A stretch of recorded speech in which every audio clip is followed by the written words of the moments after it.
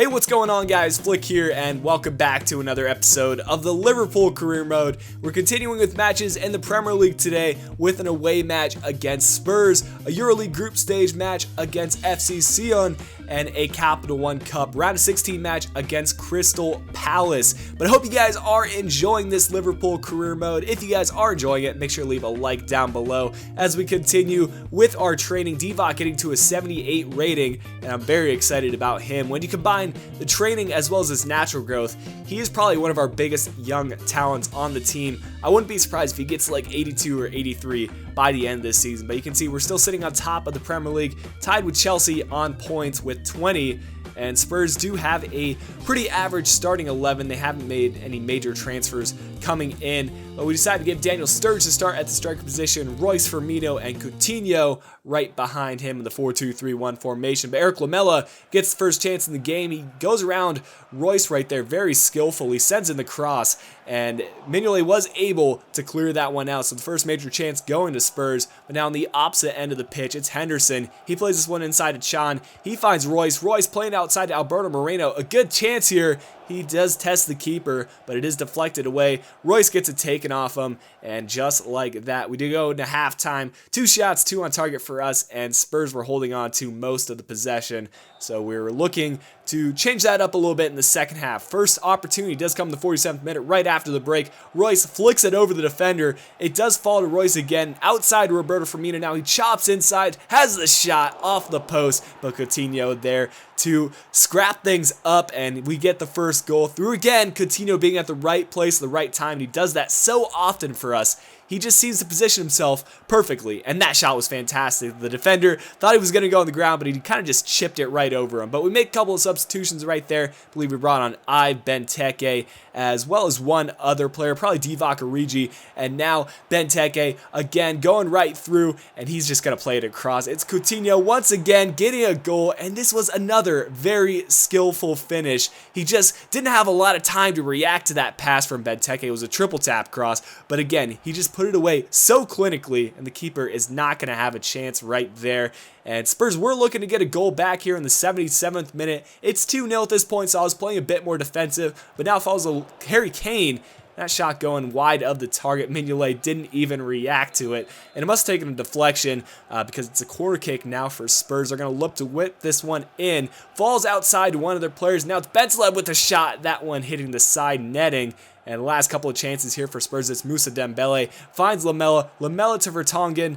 And now again, easy collection and distribution for Mignolet, and we were just dominating at this point. Right now, we look to go on the counterattack. It's Jordan Ibe with tons of space in front of him, and he's got the pace to get around the right back for Spurs. Cuts inside right here. Doesn't have those 4-star skill moves, which is what I would have used at that point in time. He goes to finesse shot, but Vorm picking up a good save right there. But the match does come to a close at 2-0, so another 3 points adding to the tally in the Premier League, and it was a good match. We definitely switched things up in the second half and dominated more of that possession. We'll take a look at the stats now, and you can see that we did switch things around. Ended up getting 7 shots and 40% possession, which is not too bad. And now we get a very tempting offer for international management from the United States, and being American, it's tough to turn this down. But for now, I'm going to stall because I haven't actually incorporated international management into any of my series on YouTube. But anyways, we finally find a new 5-star scout for about 2.8 million, so we're going to sign him up and send him on over to the Republic of Ireland, looking for a technically gifted player, likely someone that we can add in the midfield. And for our final month in England, our Russian scout came back with some great results. We ended up signing 3 players from this session alone, so that is just awesome from our 5-star scout. And now that I've started a youth series on YouTube, I know how difficult it is to find really promising players, but we sent him on over to the United States looking for a physically strong player, and hopefully he can bring back some similar results across the pond. But we get into the next match in the EuroLeague against FC Sion. They're sitting top of our group. We're right behind them, so if we can get a win, we'll either be top or joint top of our group, which will be ideal going into the second wave of matches. And we have struggled in the EuroLeague this season, but I've decided to stick with the lineup that we've been playing in our previous matches. I want to ensure that some of our younger players still get game time. And look at that for a tackle on Jordan Ibe. I'm seeing more and more of that.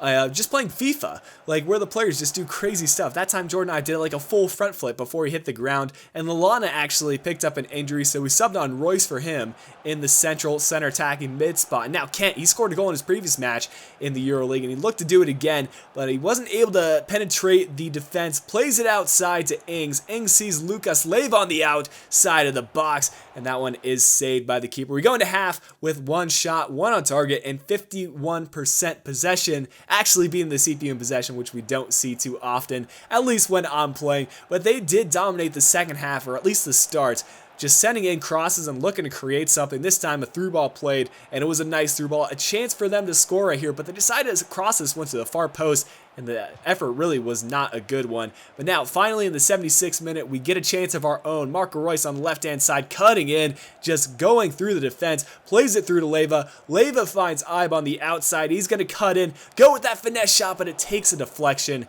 It's collected by the keeper. Rough there by our player, but now it's Royce trying to get a chance here at the very end in the 87th minute. We're just looking to get a little bit of luck, and maybe we can get a shot on target. Falls outside to Flanagan, to Lucas, now to Rossiter. Rossiter finds Royce. Royce through to Firmino. He does well to get around his man, and he's gonna tuck it home on the near post. It might not have been the most powerful of shots, but it was certainly one of the most clinical ones throughout this season. He really just passed it into the back of the net, and the keeper unable to make that leg save right here. That really shows it best. He just curled it right inside that near post, and we finally pick up a win in the EuroLeague, which is just mad scenes for us. And in front of the fans at Anfield, that's where I wanted to do it, because now we can go into this second leg of the group stages and really pick up some good results and secure our place in future rounds of the EuroLeague. You can tell from the stats that we deserved that win. But Daniel Sturridge came to me and said he's concerned about his place in this team. He wants to prove himself that he's the best man for that striker role, which has not been the case this season. Benteke, in my opinion, has been miles ahead of him. He's actually been scoring goals, whereas Sturridge, he scored a few on the counterattack, but he provides that pace for sure. That cannot be questioned. But his finishing is very suspect at times. So this is a good chance for him to prove himself against Crystal Palace in the Capital One Cup, which I do want to do well in. I want to do well in as many competitions as I can this year, but we did not start the game off well. I overcommitted on the defense, and it was Johan Cabaye who ended up getting that one by Mignolet, making it 1-0 for Crystal Palace in the 17th minute, which was a rough start to the game, but we've came back from behind before, and we were looking to do it again right here. Now it's Coutinho just spinning around the defenders and going with that finesse shot. If that would have gone in, that would have been a spectacular goal. But we go into halftime, winning in the possession, winning in the shots on target, but down 1-0. So we just had to keep doing what we're doing, and hopefully we could create some chances. Now Sturridge threw on goal. Dan gets a piece of it, but he sees some runners on the opposite side, sends in the cross, but it is cleared out by the Crystal Palace defense, and they were just scrambling to hang on at this point.